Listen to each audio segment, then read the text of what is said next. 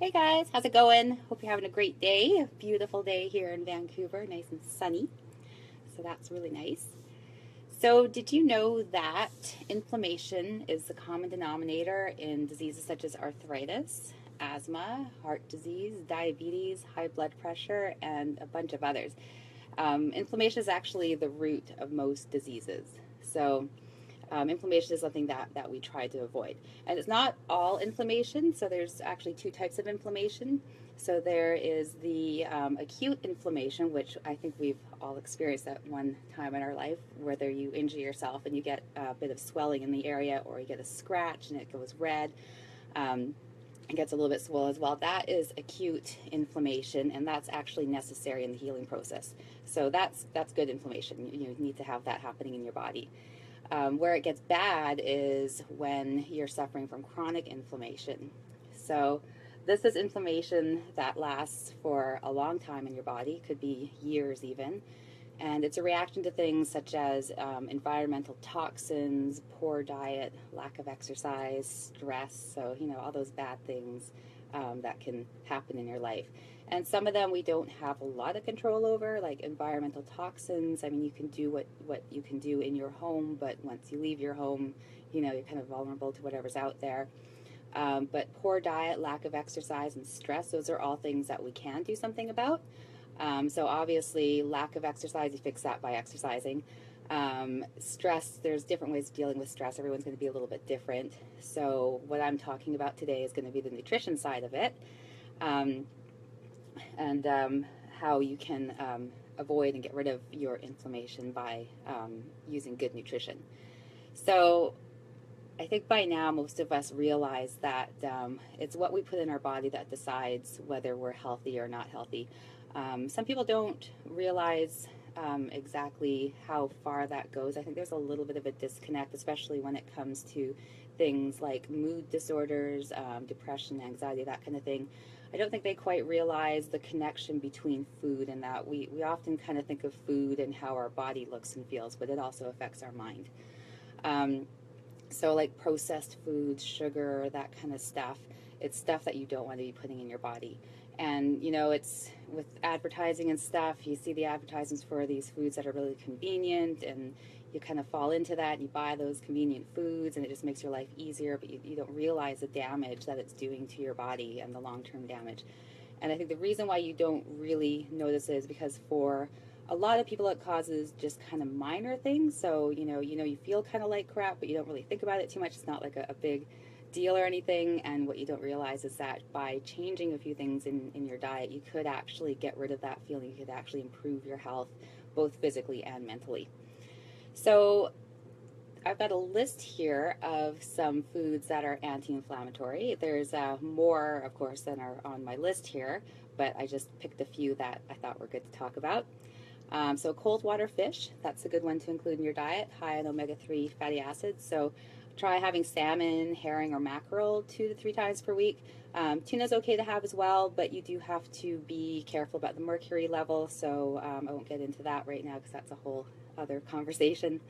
Another good food is cruciferous vegetables, so like broccoli, cauliflower, kale, Brussels sprouts, that kind of stuff. So the leafy green vegetables, great to have in salads. And it's also best if you have them raw or just lightly steamed, because when you start cooking foods, the more you cook them, the more you damage the nutrition in them. So keeping that in mind when you're cooking your foods.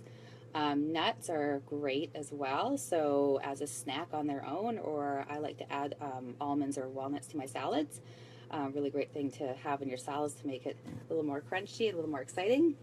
Avocados, another thing that I throw into my salad, so healthy fats and avocados, great thing to include in your diet.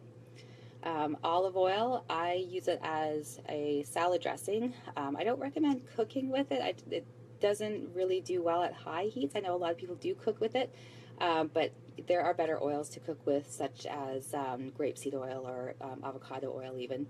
I like olive oil just to be, on my salad and not mess with it by heating it up. And then spices. So there's quite a few different spices you can use. There's rosemary, ginger, turmeric, oregano, cayenne, cloves, and nutmeg. So those are all great spices to use to flavor your foods or put into a tea. Some of them are good in tea.